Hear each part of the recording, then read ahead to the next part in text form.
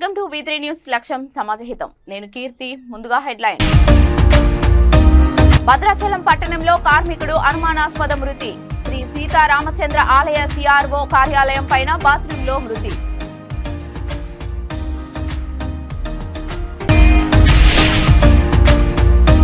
ప్రమాదాలకు నిలయంగా మారిన డివైడర్లు. స్మార్ట్ సిటీ తిరుపతి పేరు గొప్ప ఊరు దిబ్బగా తయారైంది.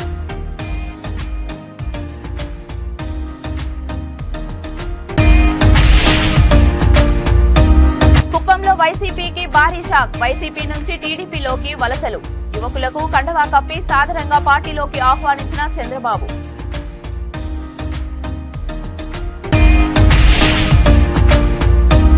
రాజ్యాంగాన్ని మారుస్తానని చెప్పిన కేసీఆర్ ప్రభుత్వం పడిపోయింది. రాజ్యాంగం జోలికి వస్తే బీజేపీని భూస్థాపితం చేస్తాం. దోషల చంద్రం. ఇక డీటెయిల్స్ లోకి వెళ్తే భద్రాచలం పట్టణంలో ఒక కార్మికుడు అనుమానాస్పద స్థితిలో మృతి చెందాడు. శ్రీ సీతారామచంద్ర ఆలయానికి సంబంధించిన CRO కార్యాలయం పైన బాత్రూంలో మృతి చెంది ఉన్నాడు. మృతుడు ఖమ్మం పట్టణానికి చెందిన జాఫర్ గా గుర్తించారు. ఆలయానికి చెందిన జానకి సదనము కాటేజీ నిర్మాణ పనుల నిమిత్తం గత వారం రోజుల క్రిందట పని కోసం వచ్చిన జాఫర్ ఈ రోజు అనుమానాస్పదంగా మృతి చెందడంపై పోలీసులు విచారిస్తున్నారు. భద్రాచలం పట్టణ నడిబొడ్డులో ఉన్నటువంటి శ్రీ సీతారామచంద్ర స్వామి ఆలయ కార్యాలయం పైన పట్టపగలు మృతదేహం లభ్యమవడంతో పోలీసులు ఆశ్చర్యం వ్యక్తం చేస్తున్నారు. ఈ సంఘటనకు సంబంధించి పట్టణంలో తీవ్ర చర్చనీయాంశంగా మారింది.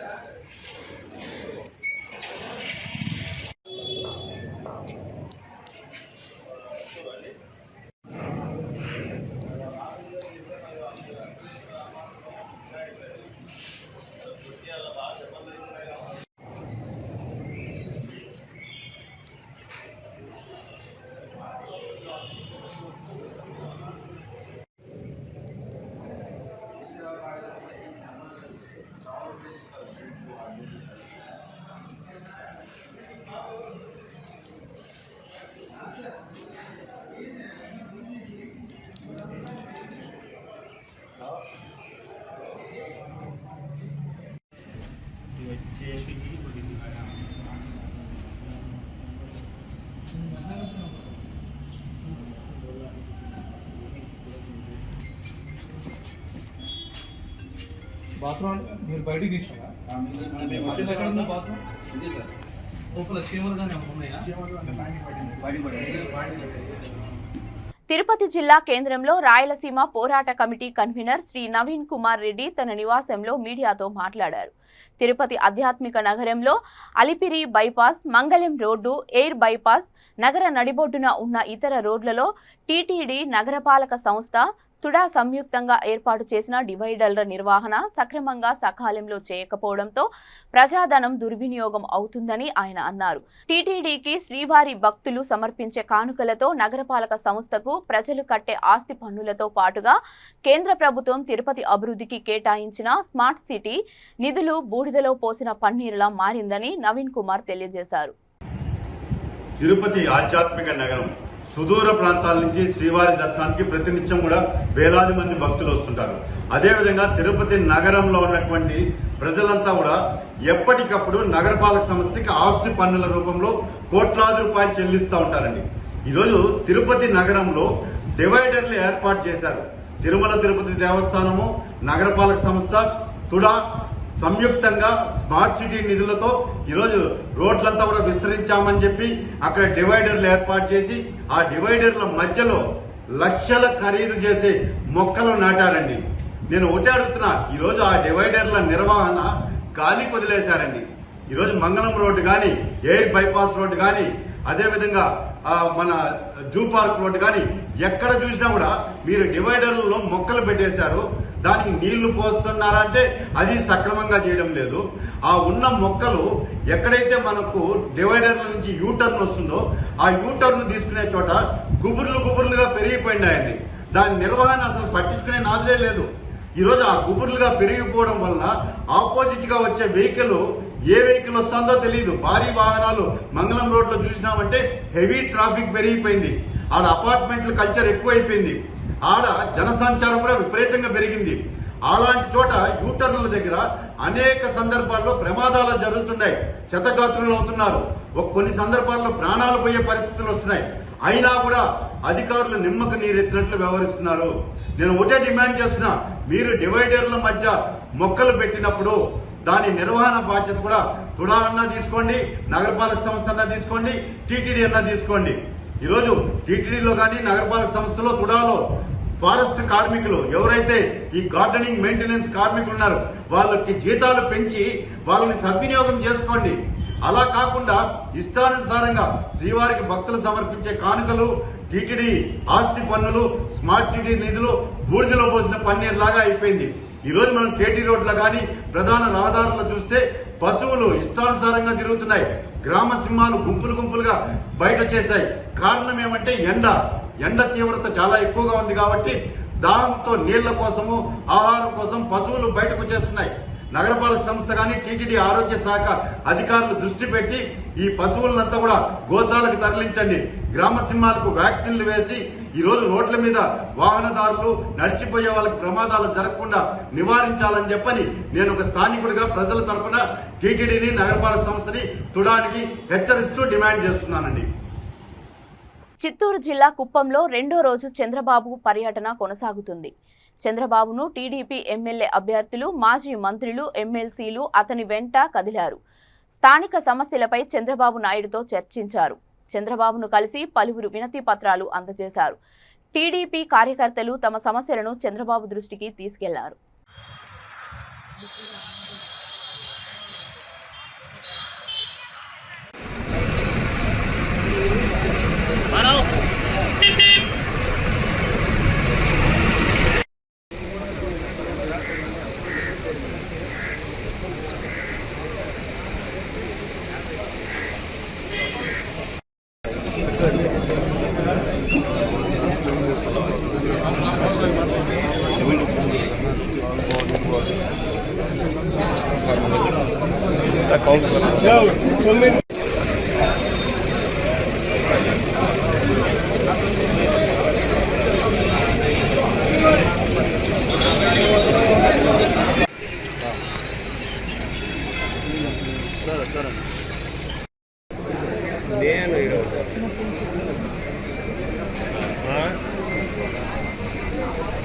నేను పిలుస్తారన్నా యాడో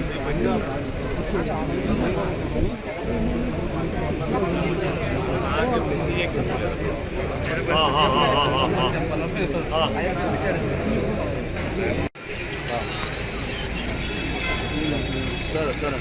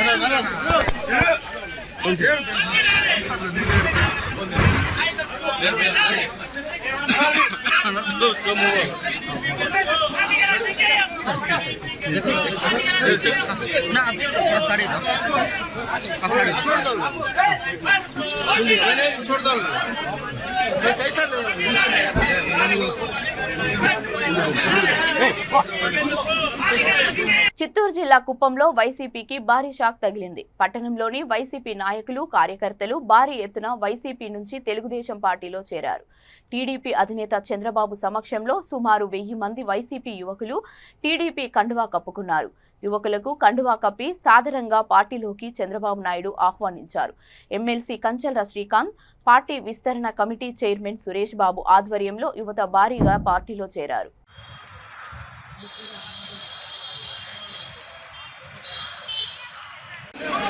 अनिल निकेश पवन निरंजन अंकापुरम निरंजन कोटपाड मुक्तांगार मुक्तापाड नागराज गारू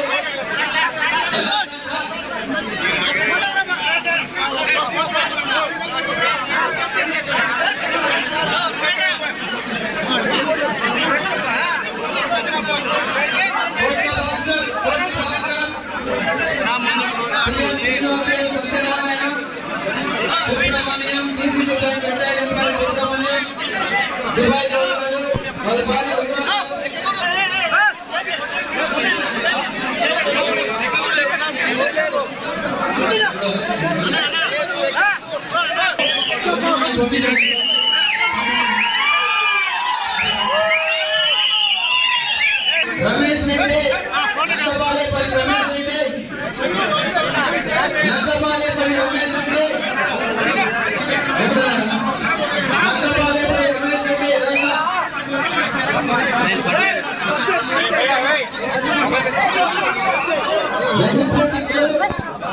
శ్రీనివాస్ రెడ్డి గారు శ్రీనివాస్ రెడ్డి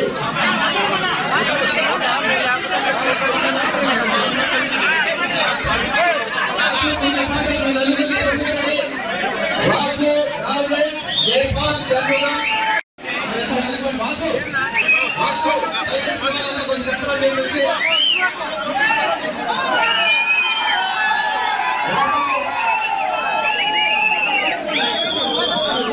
వాసు దయచేసి వాసు గారు వాసు డిఐ వాసు గారు వెళ్ళి ప్లీజ్ ఇవాళ కంట్రోల్ చేయండి. పోయి రావడం పాడైపోతారు. వాసు గారు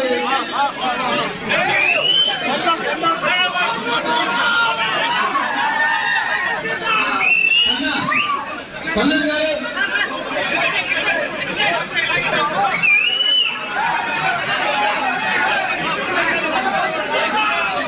వాసు గారు మీరు క్లోజింగ్ ఇవ్వాలి, కంట్రోల్ చేయండి.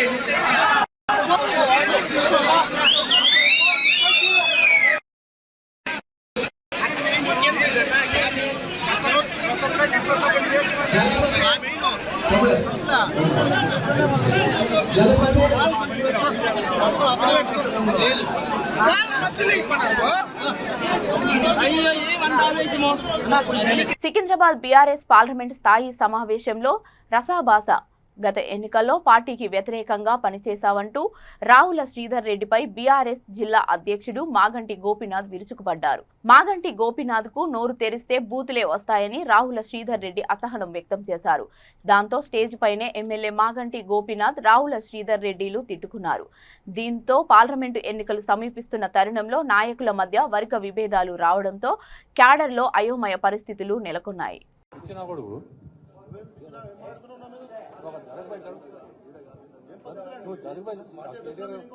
2 నిమిషాల్లో కేటీఆర్ గారు వస్తున్నారు. నిన్ను ఎవరు పిలిచారు?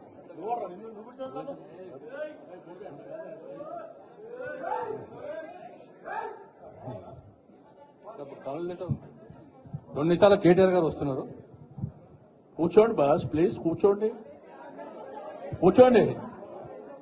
ఏ చిన్న కుర్చీల విషయం, కూర్చోండి ప్లీజ్, ప్లీజ్. ఉండండి అట్లా మాట్లాడండి.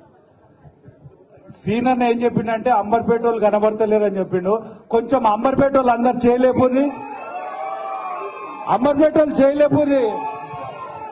అంబర్పేట్ కూర్చోండి, సనత్ నగర్,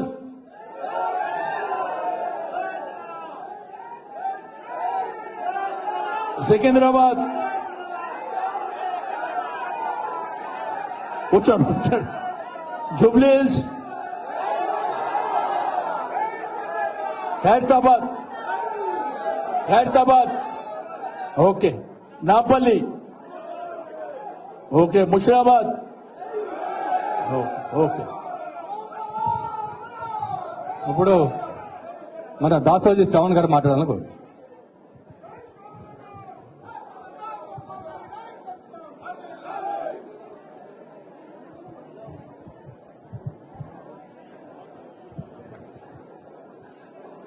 రాజన్న సిరిసిల్ల జిల్లా గంభీరావుపేట మండల కేంద్రంలో మాల మహానాడు జిల్లా అధ్యక్షులు దోసెల చంద్రం ఆధ్వర్యంలో అంబేద్కర్ విగ్రహం వద్ద నిరసన కార్యక్రమం చేపట్టారు. రాజ్యాంగం జోలికి వస్తే బీజేపీని భూస్థాపితం చేస్తామని అన్నారు. ఈ సందర్భంగా వారు మాట్లాడుతూ బాబాసాహెబ్ అంబేద్కర్ రాజ్యాంగం ద్వారా ఓటు హక్కును కల్పించారని, ఆయన కల్పించిన ఓటు హక్కు ద్వారానే మీరు ఎంపీలు, ఎమ్మెల్యేలు, ప్రధానమంత్రులుగా ఎన్నికయ్యారంటే ఆయన పెట్టిన భిక్ష వల్లనేనని గుర్తు చేసుకోవాలని అన్నారు. ముస్లింలు, క్రైస్తవులు, దళితుల మీద దాడులు ఆపాలన్నారు. కార్మికులు, కర్షకులు, ప్రజాస్వామికవాదులు, ప్రజా సంఘాల నాయకులు నరేంద్ర మోడీ ప్రభుత్వాన్ని గద్దెదించేందుకు ఎస్సీ, ఎస్టీ, బీసీ, మైనార్టీలు అందరూ పోరాటం చేయాలని డిమాండ్ చేశారు. ఈ కార్యక్రమంలో మాల మహానాడు జిల్లా నాయకులు రెడ్డిమల్ల రాజనర్స, ప్రధాన కార్యదర్శి దోసెల ఉపేంద్ర, నల్ల రాజ్ కుమార్, అధికార ప్రతినిధి పిట్ల రఘు, మాల మహానాడు మండల అధ్యక్షులు లక్కం బాబు, గాదం శంకర్, టేకు మల్ల బాలయ్య పాల్గొన్నారు.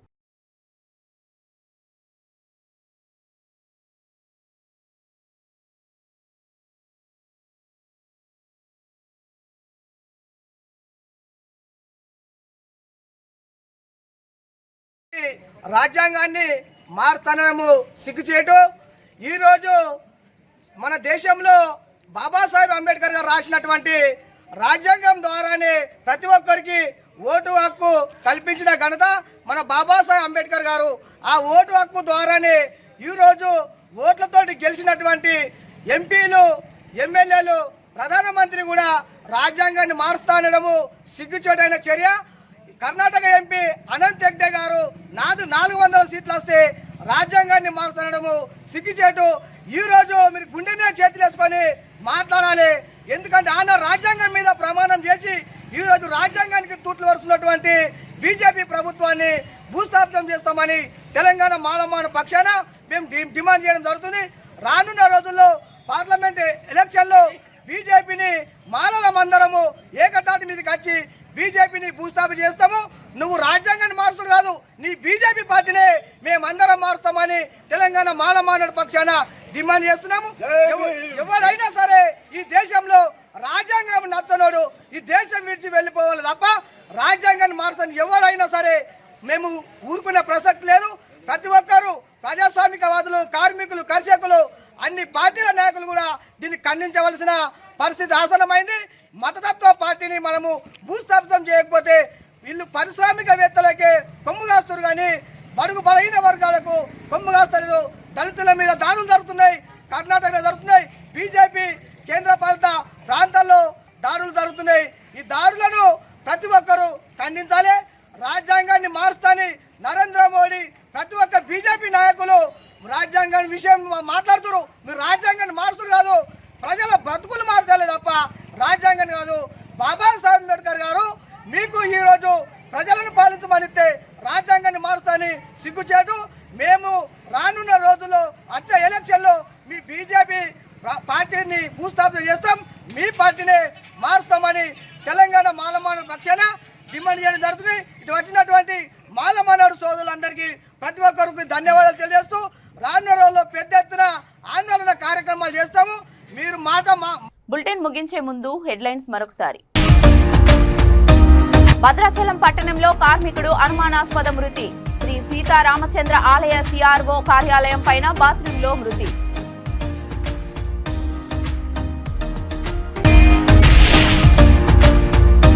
ప్రమాదాలకు నిలయంగా మారిన డివైడర్లు. స్మార్ట్ సిటీ తిరుపతి పేరు గొప్ప, ఊరు దిబ్బగా తయారైంది.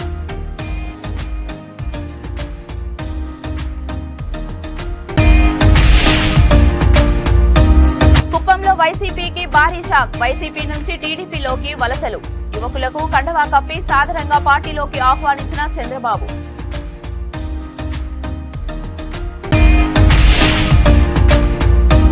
రాజ్యాంగాన్ని మారుస్తానని చెప్పిన కేసీఆర్ ప్రభుత్వం పడిపోయింది. రాజ్యాంగం జోలికి వస్తే బీజేపీని భూస్థాపితం చేస్తాం. దోషల చంద్రం. ఇవి ఇప్పటివరకు ఉన్న అప్డేట్స్. మరిన్ని అప్డేట్స్ కోసం చూస్తూనే ఉండండి V3 న్యూస్. లక్ష్యం సమాజ హితం.